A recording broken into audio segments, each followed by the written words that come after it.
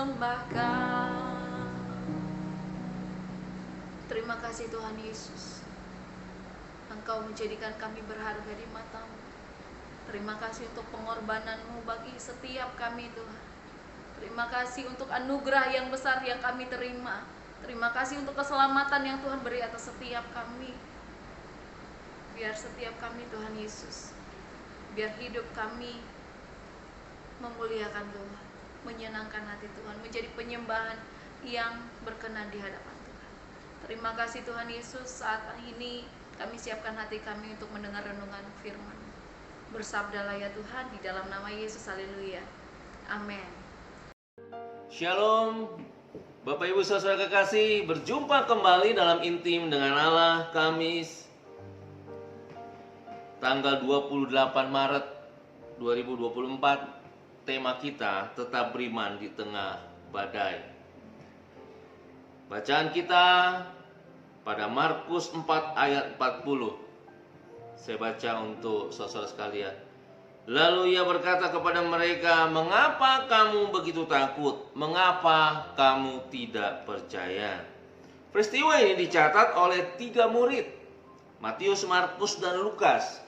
3 murid menulis kejadian tersebut dari sudut pandang mereka masing-masing. Laporan yang satu melengkapi laporan yang lainnya, sehingga jika kita menggabungkan ketiga catatan tersebut, kita akan mendapatkan satu laporan yang lengkap dan utuh.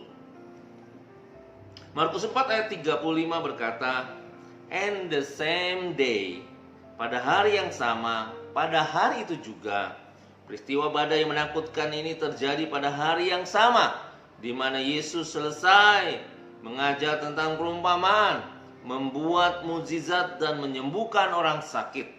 Petang itu Yesus mengajak murid-murid untuk menyeberangi Danau Galilea. Di tengah danau ada badai besar. Perahu mereka penuh dengan air dan hampir tenggelam. Murid-murid sangat ketakutan.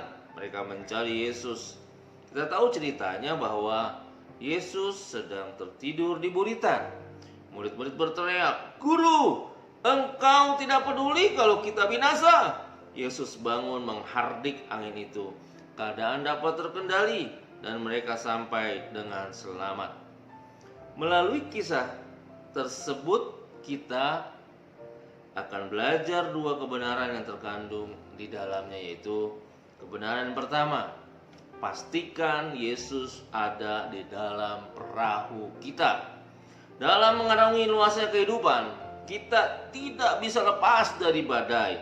Jangan pernah berpikir ketika menjadi seorang Kristen, kita tidak akan pernah berjumpa dengan badai. Kita akan bertemu dengan banyak badai. Namun jika Yesus ada dalam perahu kita, maka badai sebesar apapun tidak akan pernah mampu menenggelamkan perahu kita.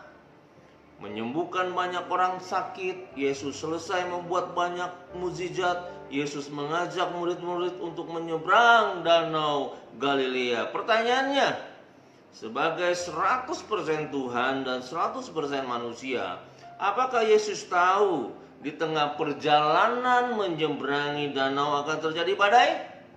Jawabannya, Yesus tahu. Apakah Yesus tahu di tengah perjalanan pelayanan kita, di tengah jalan karir kita, di tengah jalan usaha kita, di tengah rumah tangga kita akan ada badai? Jawabannya, Yesus tahu.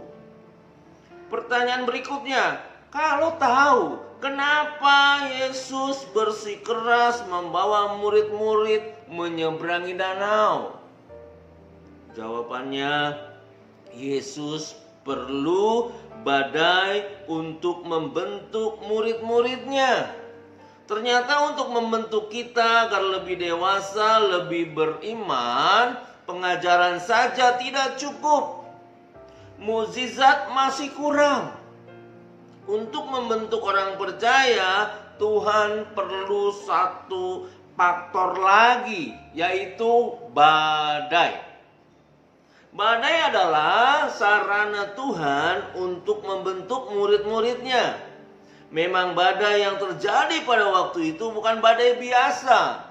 dalam bahasa aslinya dikatakan seismos, yang diterjemahkan berarti tiupan angin kencang disertai dengan gempa. Namun jika Yesus ada di dalam perahu kita, maka badai sebesar apapun tidak akan mampu untuk menenggelamkannya. Kuncinya jelas, harus ada Yesus dalam perahu kehidupan kita. Vasco da Gama, seorang pelaut terkenal, berkata, semua orang ingin laut yang tenang, tetapi di laut yang ganaslah para pelaut menjadi masyhur dan terkenal. Kebenaran yang kedua, perhatikan kembali di dalam ayat 35, di sini tertulis Yesus mengajak. Berarti Yesus yang punya inisiatif. Ayat 36 menulis mereka meninggalkan orang banyak dan membawa Yesus. Di sini ada sedikit kejanggalan, ada perubahan subjek. Harusnya kalau Yesus yang mengajak, maka di ayat 36 ditulis Yesus membawa murid-muridnya. Sedangkan ayat 36 menulis murid-murid membawa Yesus. Dengan kata lain, murid-murid karena merasa mampu, merasa jago, lebih berpengalaman, mencoba mengambil alih kendali dari Yesus. Yesus dibiarkan tertidur. Pada saat kita mengambil alih kendali, maka perahu kita akan karam. Biasanya kecenderungan manusia, apabila dalam keadaan aman, keadaan diberkati, keadaan tenang, kecenderungannya lupa Tuhan. Apabila kita mempelajari kitab Hakim-Hakim, maka kita akan menemukan semacam siklus bangsa Israel.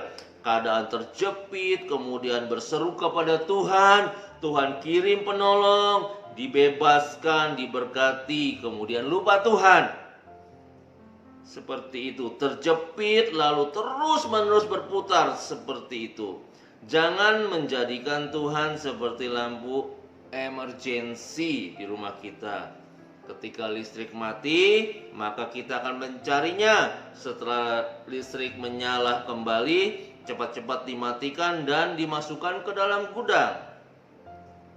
Saudaraku, ada 4 hal yang biasanya menggeser kendali Yesus dalam perahu kehidupan kita. Yang pertama, kekuatan diri sendiri. Merasa jago, mampu, dan berpengalaman. Ingat, kekuatan manusia itu ada batasnya. Siapakah manusia? Orang banyak bilang otaknya hanya sebesar bakpao. Dan apabila diurai, manusia hanya 3 ember air saja. Yang kedua, pengaruh orang lain. Firman Tuhan katakan, terkutuklah orang yang mengandalkan orang lain. Memang kadangkala dalam hidup ada orang-orang yang Tuhan sudah tentukan untuk menjadi malaikat penolong. Namun jangan pernah kita bersandar kepada mereka. Bersandarlah hanya kepada Tuhan. Yang ketiga, kekayaan. Uang memang dapat membeli banyak hal, namun tidak semua bisa dibeli dengan uang. Dengan uang kita bisa tidur di hotel berbintang, tapi uang tidak bisa membeli kenyamanan. Yang keempat, kekuatan spiritual di luar Tuhan.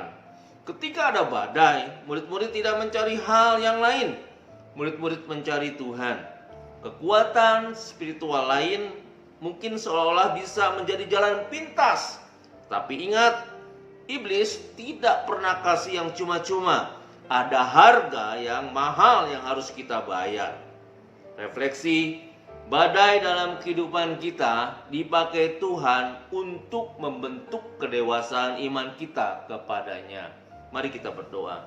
Bapak Surgawi, terima kasih untuk renungan pada hari ini, di mana kami beri kekuatan oleh Tuhan untuk tetap beriman sekalipun di tengah badai.